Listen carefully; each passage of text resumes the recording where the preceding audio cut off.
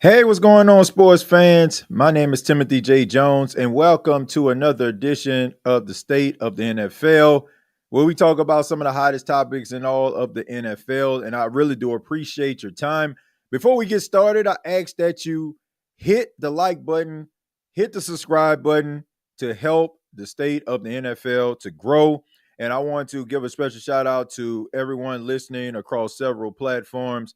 The reason I decided to do this one time live stream across different platforms because you have so many different individuals from other podcasts that I do. They said that they had a difficult time trying to find it. So, this new podcast, The State of the NFL. So, I put the link inside of the chat. Also, the link is inside of the description. So, I'm just asking you to please subscribe to The State of the NFL. If you're interested, okay. I often say if I'm boring you to death, if I'm not interesting, then feel free not to do so. All right. I mean, this is what I like to call a buy-in. All right. This is a buy-in edition of the State of the NFL. And on this edition, we're going to be talking about the top 10 quarterbacks in the National Football League, according to me. All right. According to me, the top 10 quarterbacks in all of the NFL. And we're also going to be talking about running back Najee Harris, who had a little bit of an incident during the 4th of July weekend, and how will that affect his future? Definitely, don't want to hear anything negative about anyone, especially like a player like Najee Harris, but we'll get into that a little bit later. But first, we're going to be talking about the top 10 quarterbacks in all of the NFL.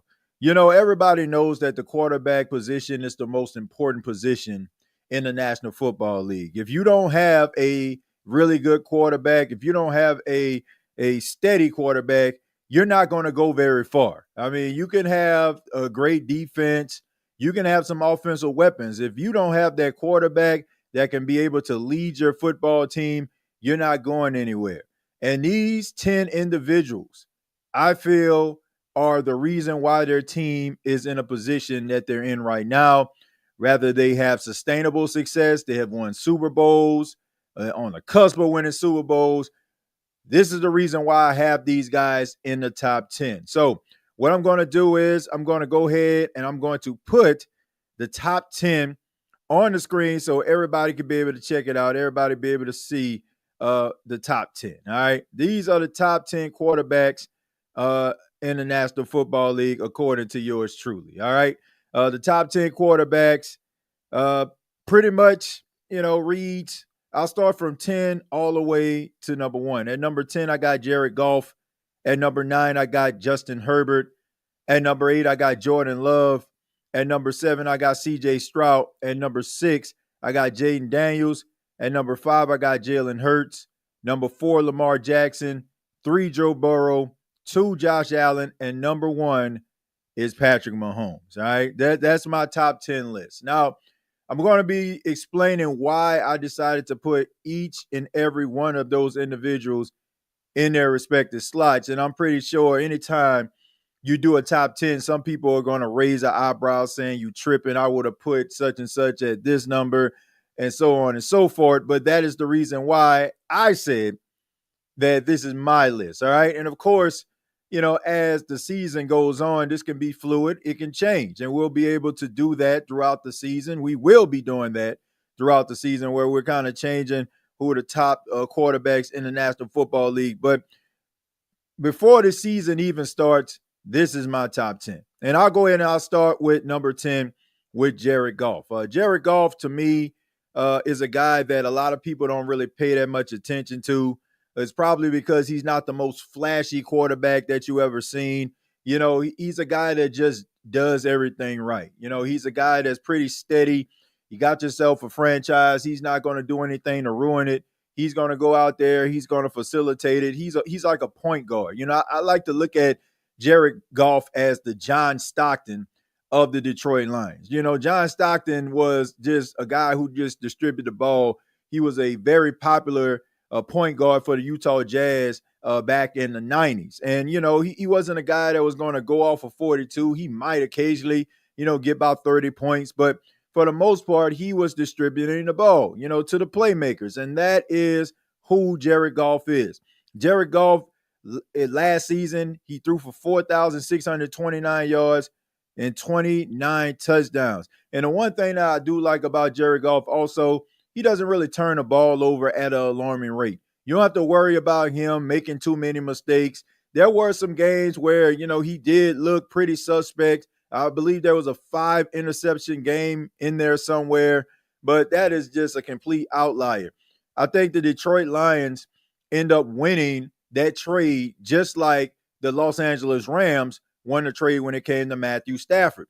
Matthew Stafford was able to help the Rams win the Super Bowl, but at the same time, I'm pretty sure if you are a Detroit Lions fan, when that trade took place, you probably thought that Jared Goff wasn't going to be able to be as good as he has been for the team. And, that's just a testament to him because there are so many people that was ready to write this guy off, and he said not so fast. I think that he always going to have solid stats. I think you can win with him. Can he win a Super Bowl? I mean, we know he can get there. I mean, he was knocking on the door of the Super Bowl with the Detroit Lions a couple of years ago in the NFC Championship game. Last season, they had the best record in the NFC. And, he was a guy that was extremely instrumental in doing that. So I think that he definitely deserves to be in the top 10 when it comes to the quarterback position. I just think that a lot of people don't pay that much attention to Jared Goff because he's not so flashy, but he does everything right, in my opinion. So I got to give him credit when it comes to that. Let's see. Number 9, I got Justin Herbert. And I got Justin Herbert at number 9 because when you look at his stat line last season, if I'm not mistaken, I think he had like 23 touchdowns, 3 interceptions. He threw for 3,870 yards. He had a 65.9% completion percentage.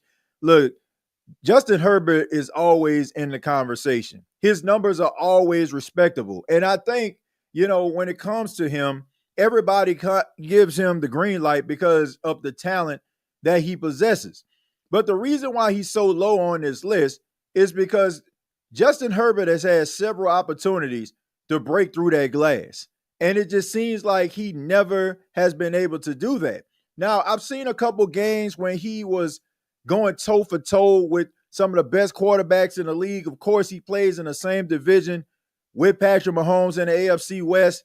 He does, most things right. But when it comes to those big time moments, he has yet to break through. And, there's some times where he doesn't even rise to the occasion. He plays really small. And I just think that he needs that signature win. He needs that signature moment. And, there was a playoff game, a couple of years ago.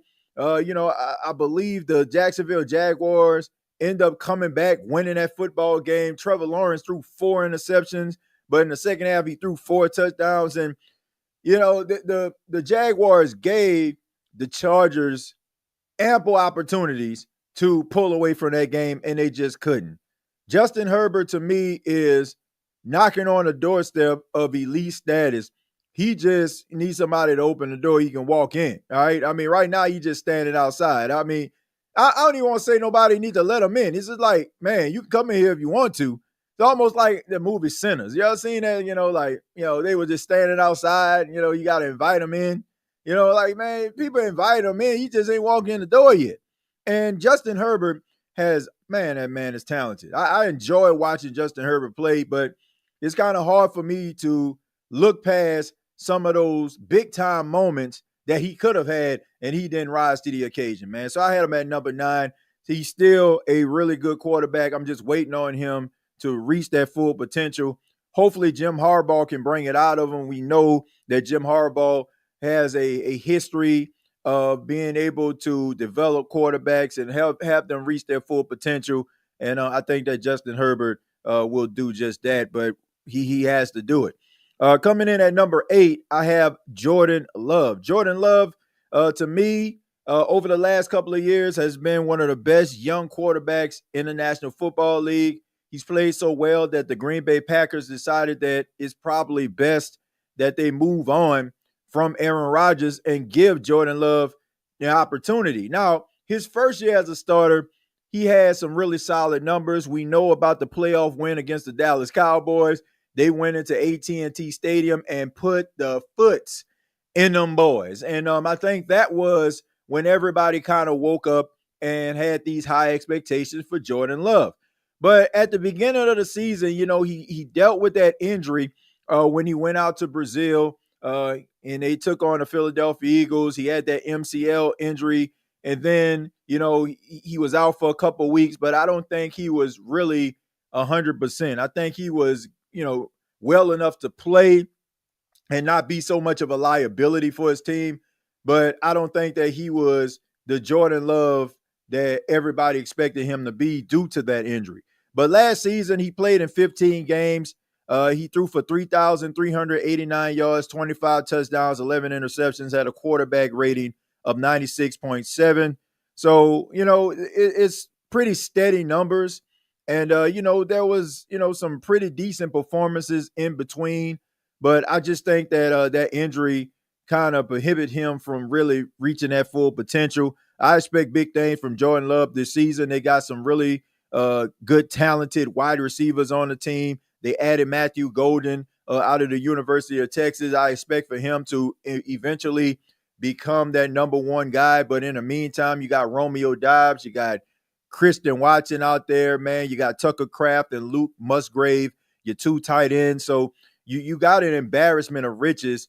You got Josh Jacobs as your running back. So, offensively, I expect for the Green Bay Packers to thrive. And I expect for Jordan Love to play much better in 2025 than he did in 2024 when an injury took place. Coming in at number 7, we have C.J. Stroud. C.J. Stroud, to me, is one of the best young quarterbacks in the league. You can probably say, over the quarterbacks that came in, in the last 3 years, he's definitely probably top 2. You're probably going to put someone else in that category who we're going to talk about in just a second. But C.J. Stroud, I mean, the way that he has the Houston Texans fans excited, like they feel like their future is bright. They feel they have a chance to win a Super Bowl messing around with C.J. Stroud. C.J. Stroud rookie season, I mean, he was spectacular, man. His sophomore season, he wasn't the same. Of course, once teams start to get film on you, everybody kind of, knows how to scheme and knows what your limitations are, knows what your strengths are, and they're able to attack some of those weaknesses. But he still plays steady. The Houston Texans, his first season, they exceeded expectations. They basically was playing with house money. They end up winning the AFC South. They went to the playoffs. They played against the Baltimore Ravens after winning their first round matchup versus the Cleveland Browns, got slapped around and ended up, losing that game. But nobody was feeling bad about it. They walked away from that game feeling like the future was bright. And C.J. Stroud gives them hope. And you got weapons around him as well. I mean, you got Nico Collins, Tank Dell. Hopefully he makes a full recovery. You got the rookie out of Iowa State, Jaden Higgins. Yeah, so you got a bunch of talented guys. The tight end, Dalton Schultz. I mean, the Houston Texans are set up for success. Defensively, you got Will Anderson on the defensive side of football. You got Derek Stingley, shutdown corner in your secondary. So the Houston Texans are set up for success. They draft well. D'Amico Ryans is a really good coach. I feel like they found the right guy. It's an extra incentive for him, being a former Houston Texan, knowing that he is contributing to changing the culture and making the Houston Texans better, a team that he went out there and he shed blood, sweat, and tears for. So the Houston Texans, to me, are a really good football team, fun to watch. C.J. Stroud is fun to watch. I expect for his third season to be solid and a little bit better than his second season, even though, it wasn't bad. I mean, it wasn't where a lot of people thought that his sophomore season was going to be. But nonetheless, I mean, it was still solid. Nonetheless, I expect big things out of C.J. Stroud. Feel free to put your comments in the chat. What do you all think about the top 10 list? Who do you see on this list that stands out to you? What are their key qualities? Feel free to put it in the chat. Pretty interactive here. We'll be interactive. Okay, I got one that I see. You see, Jules says you're small in the corner. Yeah, I am small in the corner because I want to make sure that y'all able to see this is the screen with the top 10 in there, man. So I can't be big on the screen, then you wouldn't be able to see this top 10 list.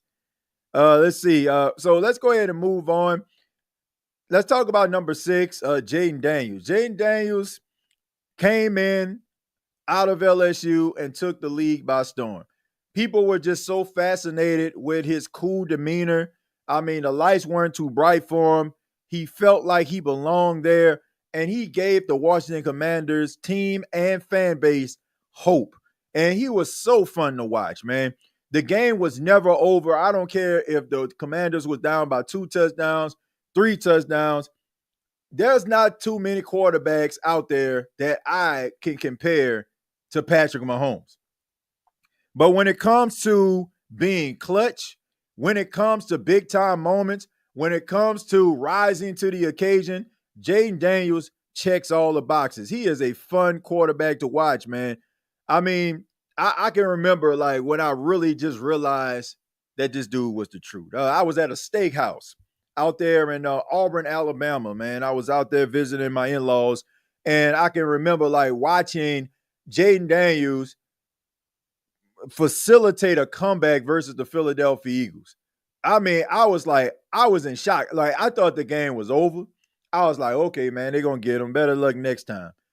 They came all the way back and won that football game, and Jaden Daniels basically carried that team on his back, man. But it's no surprise because, being a LSU guy, I grew up in Louisiana, so I'm an LSU guy.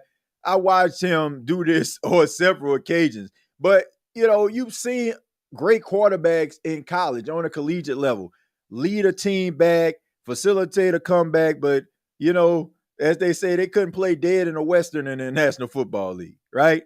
But Jaden Daniels seemed like he took what he learned from college, brought it to the pros, and he hasn't looked back. And, you look at Jaden Daniels, I believe he's like 24 years old. There's been this talk about experienced quarterbacks that have been in college for extended amount of time, and how that could pay dividends for them in the National Football League. Like you look at Bo Nix, right? Bo Nix, all those years playing college football and had a really good rookie season for the Denver Broncos.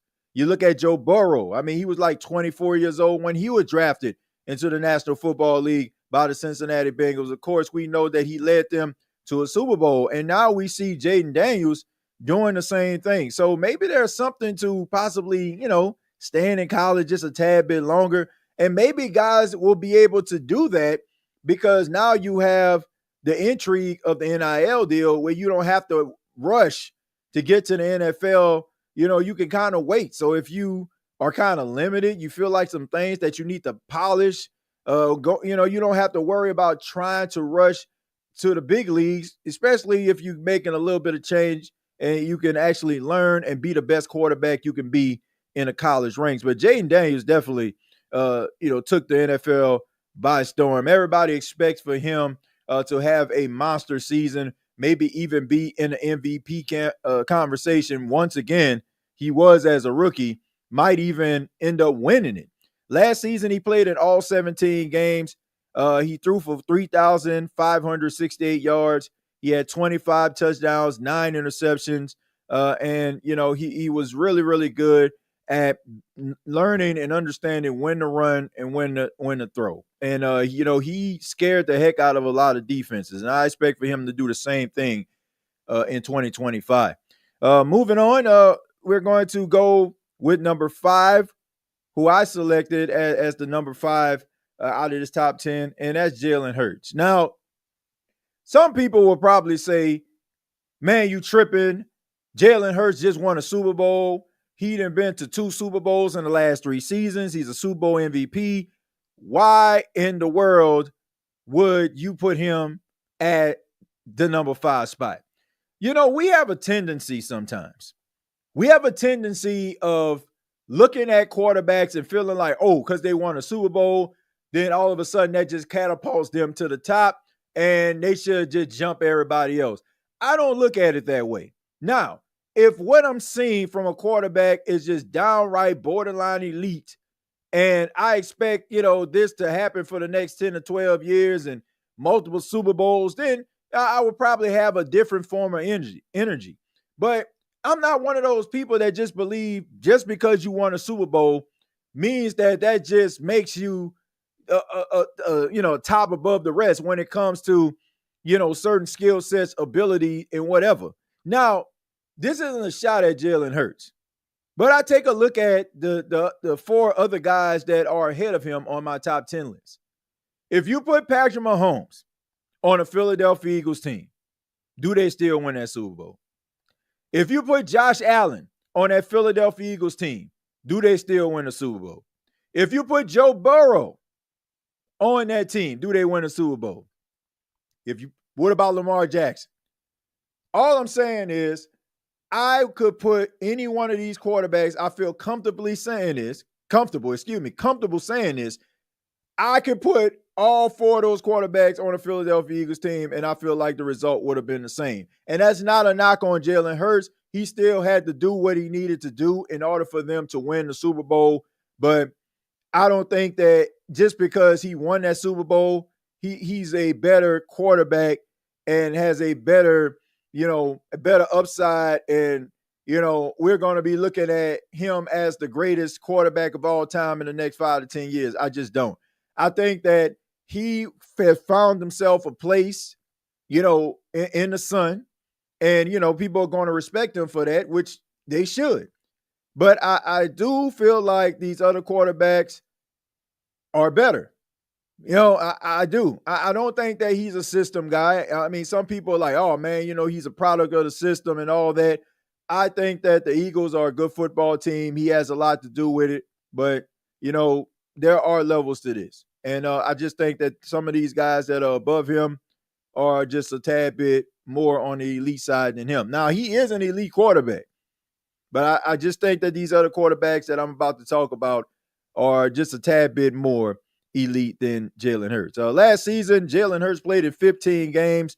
He threw for 2,903 yards, 18 touchdowns, 5 interceptions, and he had 630 rushing yards and 14 rushing touchdowns. So, this is a guy who can get into the end zone. We know about the tush push. We know that, this guy has, really good lower body strength. We know about him deadlifting 500 pounds and squatting 600.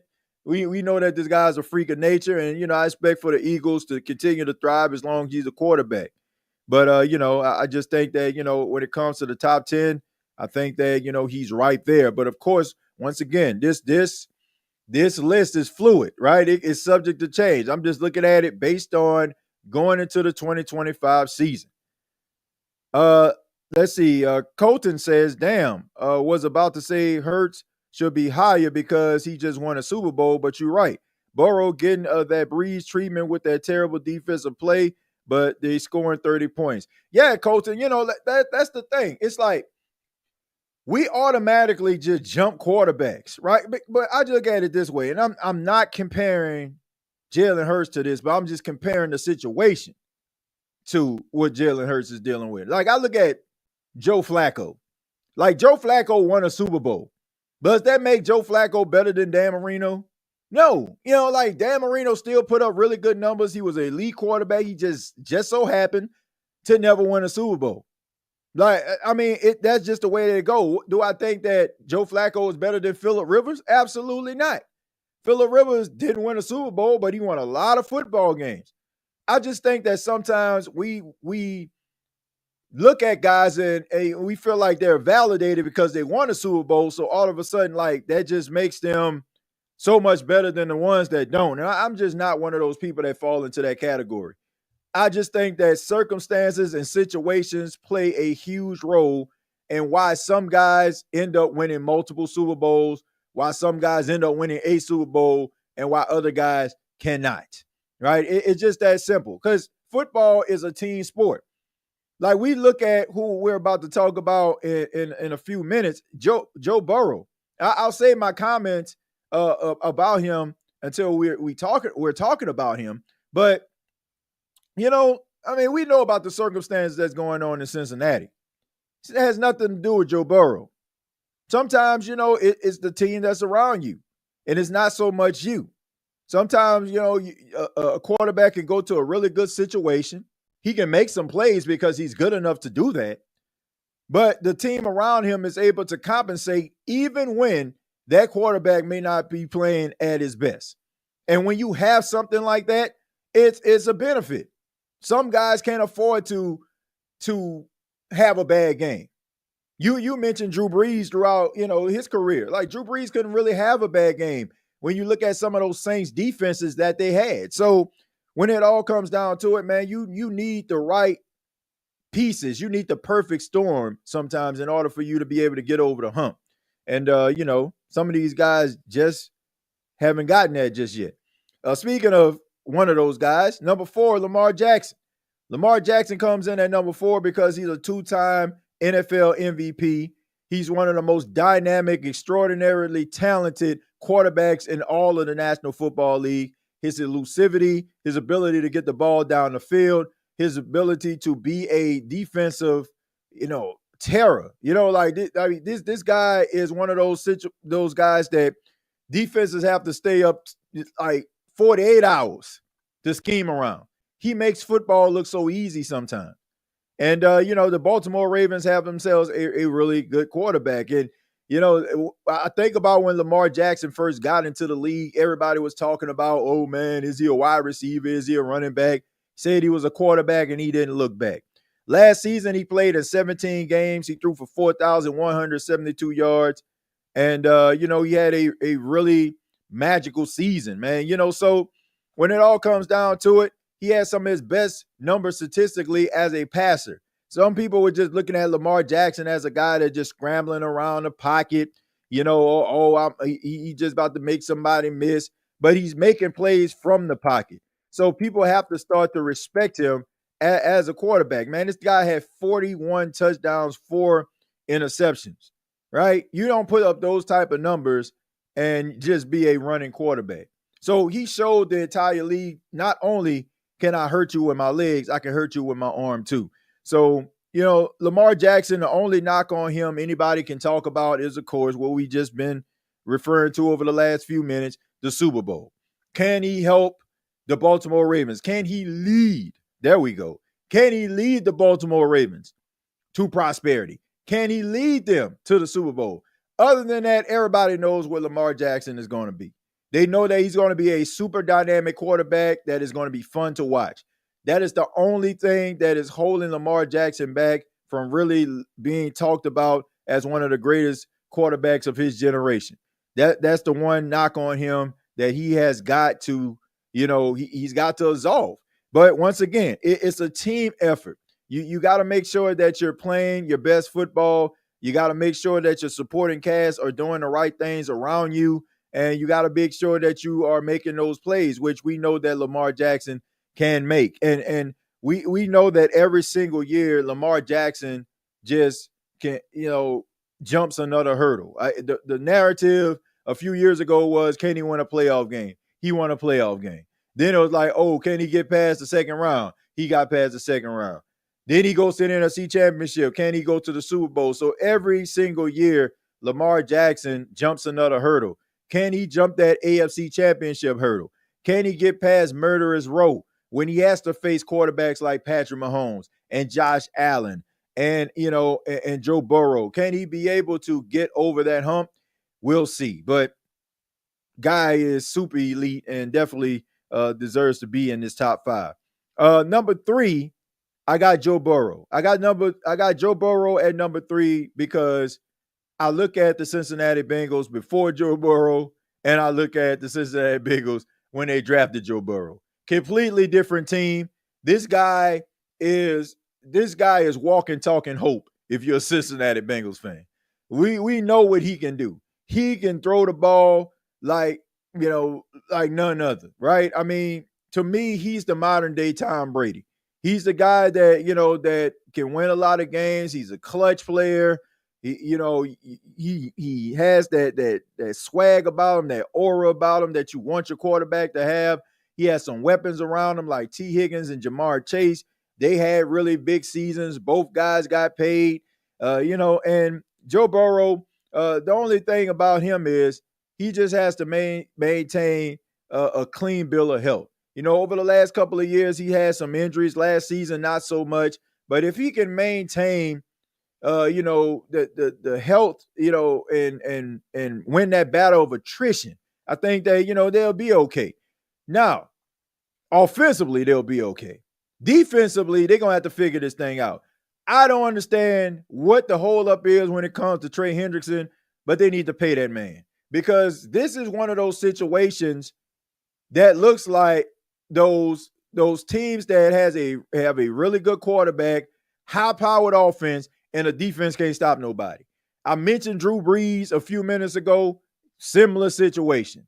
Drew Brees threw for 5,000 yards on 5 different occasions. I mean, was just out there just slinging that rock around. But the thing about it is he had to. He had to go out there and go for 300. He had to throw for 4 touchdowns. He had to be at his best every single week because that defense would let him down. And you would have to hope, just like you have to hope Joe Burrow is the last line of defense. If your team is down, they need to score, whether it's a field goal or a touchdown. You got to hope that Joe Burrow has the ball in his hands. You don't want the defense to be out there being the last line of defense because everybody knows that them boys not that good. So they're going to have to figure this defense out. Offensively, they good. They straight. They straight on offense. Long as Joe Burrow is upright, they going to be all right. Joe Burrow last season, 4,918 yards, 43 touchdowns, 9 interceptions. Elite quarterback play from an elite quarterback, period. Just put a defense around this man and make sure that he don't get hit a million gazillion times, and you got yourself probably a quarterback that's going to get you at least 2 Super Bowls. Coming in at number 2 is Josh Allen. Josh Allen, the reigning NFL MVP, played in the AFC Championship game, came up short. Of course, they lost to the Kansas City Chiefs. And, once again, just like Lamar Jackson, the question is, can Josh Allen win the big one? Josh Allen is a warrior. The modern day big Ben Roethlisberger. Like Roethlisberger was a guy that was big and physical, was hard to bring down, extended plays, big arm, like all those things. Like that is what Josh Allen is. Josh Allen, to me, when he first got to the National Football League coming out of Wyoming, he was a guy that was just looking to run out the pocket and jump over somebody and had a big 60-yard bazooka arm. But now, like, he's a polished quarterback. He's confident in his abilities. He understands that the Buffalo Bills are his team, and they go as he goes. So I'm not one of those people, once again, that just knocks guys because, they make it to the playoffs. They don't win. They don't go to the Super Bowl, so they're no good. Josh Allen, played in his 8th season? I believe he's been in the NFL for 8 seasons. Peyton Manning, I think it took him like 8 or 9 seasons before he went to the Super Bowl. You got quarterbacks who it takes them a while in order for them to get over the hump. I even talk about basketball. I know a lot of people talk about Michael Jordan and winning those 6 championships, but Michael Jordan had to earn them joints early in his career because the Detroit Pistons would just beat the hell out of him. But he had to learn how to win. And once he broke through, he never looked back. Josh Allen just has to break through, and I guarantee you he's not going to look back. He is one of the top quarterbacks that we've seen over the last 20 years. He is, and he will continue to grow. This matchup between him, Patrick Mahomes, Joe Burrow, Lamar Jackson will continue as long as those guys stay healthy. And he's going to end up winning a Super Bowl. Like you can like I would be shocked, absolutely shocked if Josh Allen finishes his career and doesn't have a Super Bowl to show for it. I know in my heart of hearts he's gonna end up breaking through that ceiling because he has so much talent. Defensively, they took a step back last season. They were still good, but not where they were. Now, this is a big season for Sean McDermott. This is a big season for old Sean. Sean is a good coach. He's a good defensive mind. He has the Buffalo Bills in the best situation possible. I think about when he first signed as the head coach of the Buffalo Bills, people were laughing like nobody wants to coach the Bills. He brought the credibility back, credibility we haven't seen since Jim Kelly was the quarterback. Quarterbacks like J.P. Lossman and crew, E.J. Manuel and all them, they just wasn't doing it. And, he brought credibility back to Buffalo. And we know that those fans are some of the most passionate fans in football. Any fan base that is willing to put themselves through a table, right? They got to be passionate behind their football team. But Josh Allen is a really good quarterback. I expect for him to win a Super Bowl before it's all said and done. I got him at number 2. And at number 1, which should be a surprise to absolutely nobody, Patrick Mahomes. Yes, Patrick Mahomes lost the Super Bowl. Cry me a freaking river. That does not mean anything at all. You win some, you lose some, but you live. You live to fight another day. In the words of the late, great John Witherspoon on the movie Friday, this man is the standard.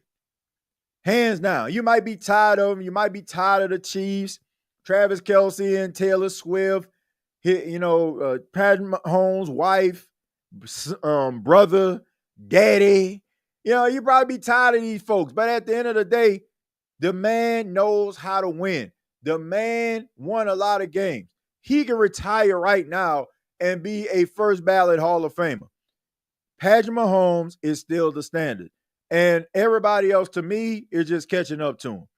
He lost the Super Bowl, so the freak what? Still the best quarterback in all of the National Football League.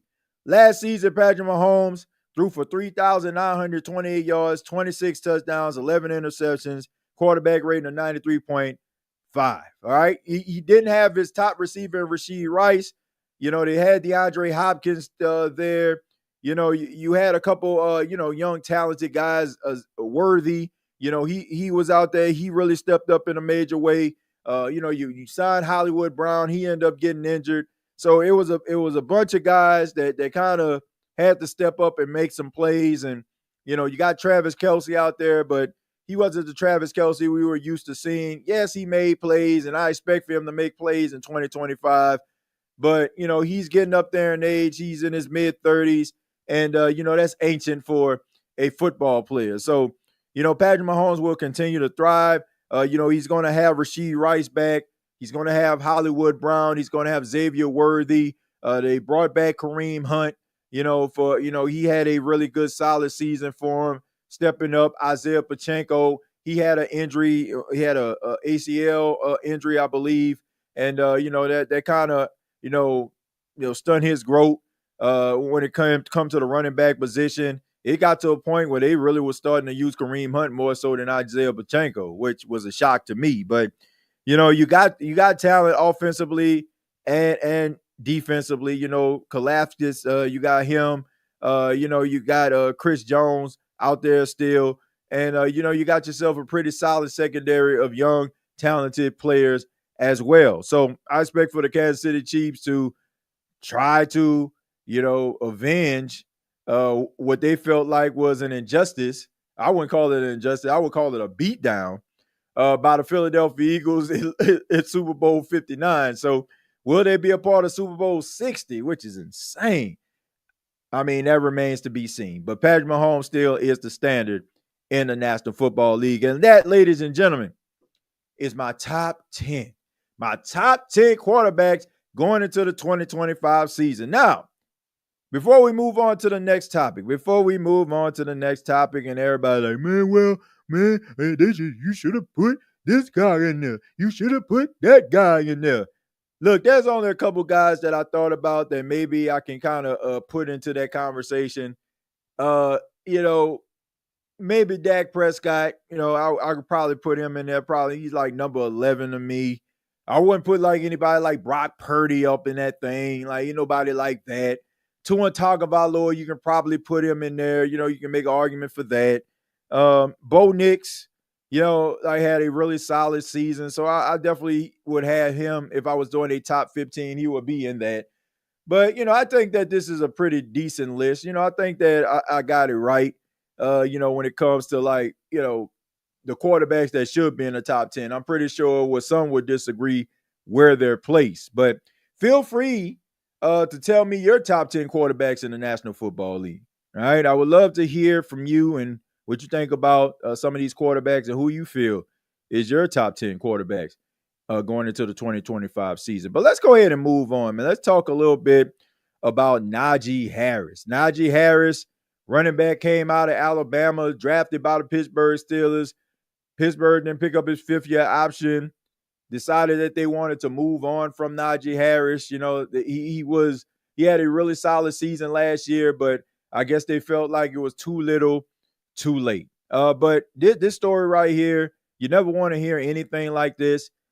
Chargers running back Najee Harris injured in fireworks incident, but expected to be ready for the season, his agent says. Now, this is courtesy of CBS Sports.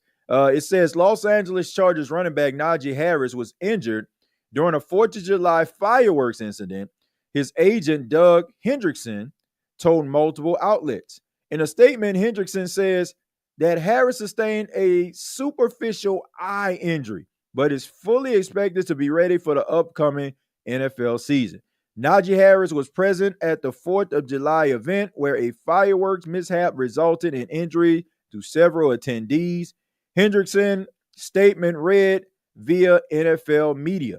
Najee sustained a superficial eye injury during the incident, but is fully expected to be ready for the upcoming season. All right. The mishap happened around 12:20 a.m. July 5th. And it says the 2200 block of Spano Street. I mean, it sounds like local news. And injured more than one person. In a statement, Antioch Police says some of the injuries were treated at the scale and hospitalized. Others drove themselves to the hospital, police said. Now, Harris is 27 years old. He signed a 1-year, $9.5 million deal with the Chargers this offseason after 4 years with the Pittsburgh Steelers. He ran for 1,043 yards and 6 touchdowns, averaged 4 yards a clip.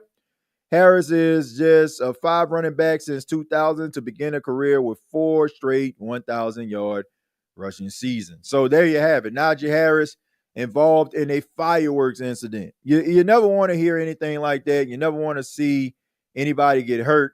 I just think that guys need to err on the side of precaution, especially when you're worth millions of dollars dealing with, heavy explosives, things that could possibly, cause you never to play football again. I think about Justin Tuck a couple of years ago. Not Justin Tuck, Jason Pierre-Paul. Jason Pierre-Paul had a similar situation like this where, he had to get his fingers amputated, because of an explosion that happened during a fireworks incident. Look, you're making millions of dollars. Like, we already read this man's, I ain't trying to count nobody's pockets, but you're making $9.5 million on a 1-year deal. I'm pretty sure you made millions of dollars throughout the 4 years you've been in the NFL so far. I mean, how about hiring a pyrotechnics guy? You know what I'm saying? Like, how about having Junebug do this, right? So I'm pretty sure cousin Junebug wouldn't mind, taking a striker out the kitchen and lighting some fireworks for your enjoyment. All right, I get it, man. You want to be a part of the show. I'm pretty sure everybody was, turned up excited, probably at your compound somewhere. But at the end of the day, man, you mean too much to your family. You mean too much to the Chargers organization. And you owe it to yourself, man, to make sure that you're not in these type of situations. And, I'm glad that nobody seems to be like seriously injured because of this. But man, fireworks are dangerous, man. And I just think that anytime you're an athlete, I just think that you just need to stay away from dangerous things. Like I know that to be a football player, to me, you got to be some form of a thrill seeker. Like you got to, I mean, the fact that you are running after somebody or running away from somebody full speed, because if you don't, they're gonna knock your freaking head off. I mean, you got to be a little bit of a thrill seeker, like for you to be willing to put your body through that type of situation. So I just think that it's just a situation we all can learn from, especially some of these other athletes out here. Yeah, you pretty much, can buy what you want, you can do what you want, but you got to be responsible. You got to be responsible, please. Because, this could have ended a whole lot worse. I'm just glad that it was not that serious for Najee Harris. He will be available for the start of the season because, this is a big year for Najee Harris. He only signed a 1-year deal. So this is more of a proven deal for Najee Harris. And even though he's had those 4 1,000-yard seasons, the Chargers aren't willing to commit to him fully. But if you go out there and you have a really good season and, you go out there and you show that you have the capability of being way more than just, I ran for 1,043 yards. Maybe you could put yourself in a conversation being one of the young top running backs in the league, then you'll get yourself paid again. You'll get yourself another contract, rather it's an extension with the Chargers, or get signed by some other team that may acquire your service.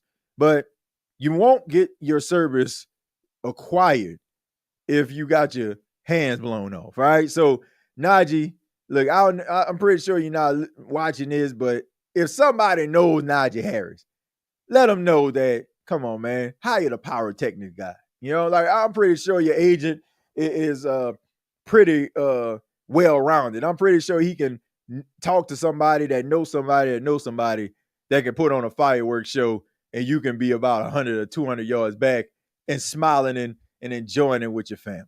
But I want to say thank you for checking out the State of the NFL podcast. Once again, my name is Timothy J. Jones. Once again, I hope that I won some of you over. And if I did, I just ask that you subscribe to the channel. I put the subscription inside of the comments. I also got it inside of the description of the show. So you can go ahead and hit that link.